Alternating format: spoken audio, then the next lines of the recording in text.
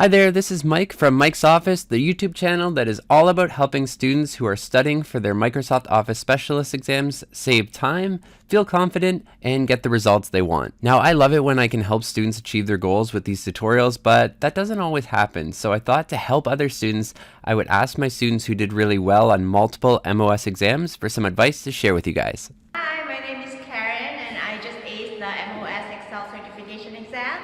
Take notes, watch the videos, and then review the notes that you have. That's all. I'm Kalpana. Yeah. And that's timing. The timing? Don't look at the time. Yeah, don't look at it? No, don't look at the time. That's the way we can do it without any stress. Hi, I'm Anne and I just passed my Microsoft Excel certification. For sure, there's no secret formula to success. You have to study hard, work hard, train hard, and do 100% focus, 100% attention, and you'll get A+. Do it! Just do it! So to summarize, remember to make notes and don't just watch the videos passively. Number 2, ignore the countdown to avoid stress during the exam. And number 3, do as much practice as you can and just go for it.